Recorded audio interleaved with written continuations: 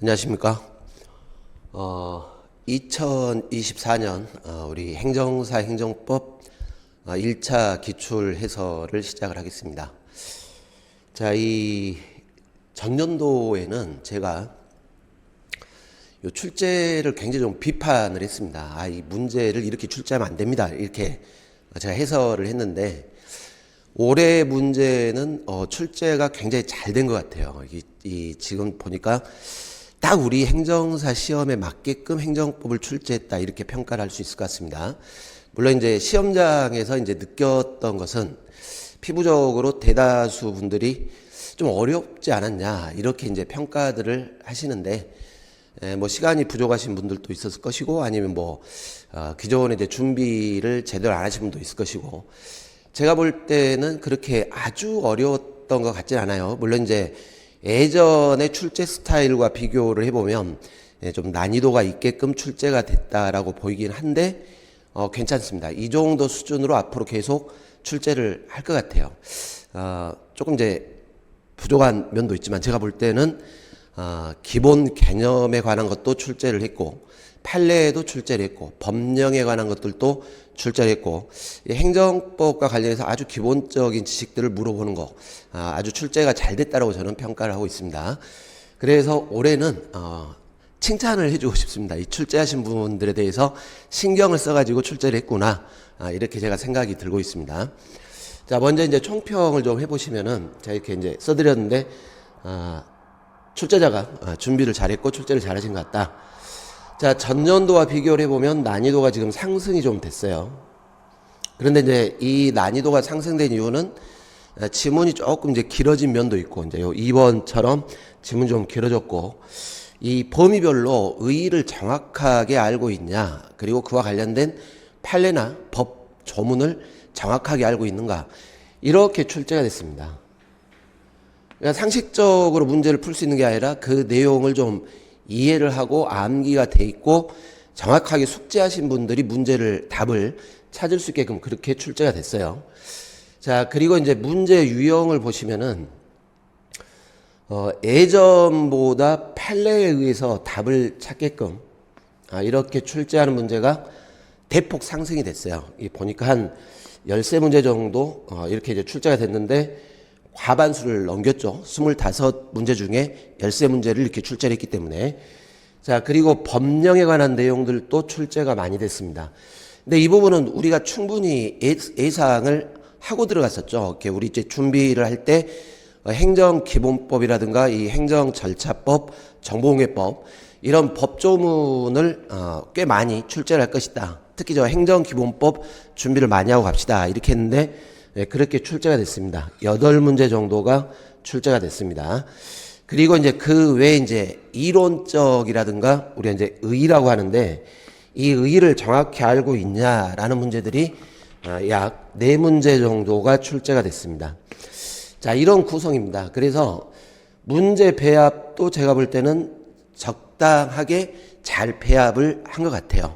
우리가 이제 준비를 어떻게 했을 것인가가 이제 문제가 되는 것이고, 그래서 앞으로도 제가 볼 때는 이런 스타일로 출제가 이제 될 것 같습니다. 기존에 우리 이제 기출 문제를 쭉 보시다 보면 아주 그냥 짤막하고 단답형으로 출제를 하다가, 이제는 이제 판례라든가 법 조문을 정확하게 이해하고 있냐, 이렇게 출제하고 있다는 것이죠. 그래서 출제가 앞으로도 이런 방식으로 출제가 될 거라고 예상이 돼요. 여기에 따라서 여러분들도 준비를 쭉 해주셔야 될 것이다 라는 것입니다. 한마디로 축약을 하면, 어려웠던 이유가 뭐였냐면 시간을 충분하게 두고 준비를 하지 않으시고 기출문제 정답 위주로만 준비하고 가신 분들은 점수가 나오지를 않으셨을 거예요. 나름 이 기본서도 이해를 하시고, 그리고 핵심도 잡고 판례 정리도 하고 예상 문제도 풀고, 이런 분들이 이제 고득점을 하신 것이지, 단순하게 기출 정답 정도만 체크하신 분들은 점수가 나올 수 있는 그런 시험은 아니었다라고 평가를 할 수 있습니다. 그래서 여러분들이 이제 준비를 하실 때는 이걸 정확히 파악을 하셔야 되겠죠. 기본 개념을 정확하게 파악을 하시고, 그리고 가장 이제 출발은 이제는 행정기본법이 있기 때문에 절차에 관해서는 행정절차법이 있고 이 기본 원칙과 관련된 행정기본법이 있기 때문에 이런 주요 법령 이런 내용들을 정확하게 숙지를 먼저 하셔야 될 것 같아요. 이게 추상적으로 그냥 감만 잡고 가신다고 해가지고 될 시험이 아니라는 것입니다. 그래서 이제 수업 시간에 이제 강조하는 조문 위주로 해가지고 여러분들이 정리를 충분하게 하고 가셔야 됩니다. 그리고 답 자체를 이렇게 판례를 가지고 물어보는 문제가 굉장히 많았기 때문에 이 주요 핵심 판례들 이런 것들은 꼭 정리를 하고 가셔야 돼요. 이게 단답형으로 물어보는 것보다는 이제는 판례의 요지라든가 취지를 정확히 좀 정리를 하고 가셔야 되지 않겠냐라는 겁니다. 그렇다면 이제 이런 부분들은 단순 암기가 아니라는 것이죠. 단순 암기로 풀 수 있는 시험은 이제 지나간 것 같고 이해 위주로 이렇게 쭉 정리를 하신 다음 그리고 암기가 되셔야 돼요. 물론 이제 시험장에서는 암기를 해서 지문을 풀어야 되기 때문에 그렇지만 단순 암기는 이제는 안 된다라는 것입니다.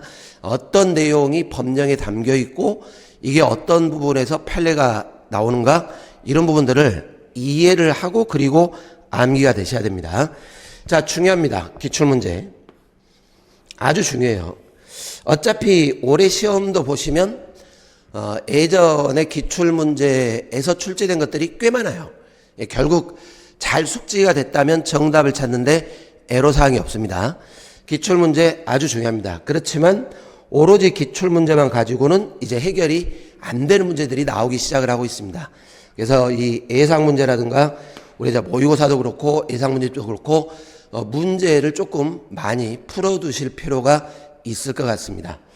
자, 이렇게 해가지고 기본 이론을 잡으시고 기출문제와 예상문제 여기 이제 판례들이 다 들어갈 테니까 이것 중심으로 반복해서 학습을 하시면은 그러면 이제 고득점을 할 수 있어요. 자, 우리가 이제 준비를 하실 때 되게 다 60점만 맞으면 충분한 거 아닙니까? 이렇게 이제 평가들 하시는데 이 이상이 나와야죠. 이 이상. 왜냐면 세 과목을 시험을 보시기 때문에 분명히 나머지 두 과목 중에 점수가 안 나올 수도 있어요. 우리는 평균 60점을 넘어야 되기 때문에 행정법에서 60점 이상을 확보하신 다음 이걸로 다른 과목에 대한 부족한 것들을 좀 채워줄 수 있는 이런 방식으로 준비를 하셔야지 나는 60점 정도만 맞으면 충분해 이렇게 준비는 하지 말자라는 것입니다. 대략적으로 70에서 80점 사이 이 정도로는 준비를 해야 될 것 같습니다. 자, 이렇게 여러분들이 준비를 하신다면 우리 이제 25년도가 더 중요하기 때문에 25년도에 충분히 고득점을 하실 수가 있습니다.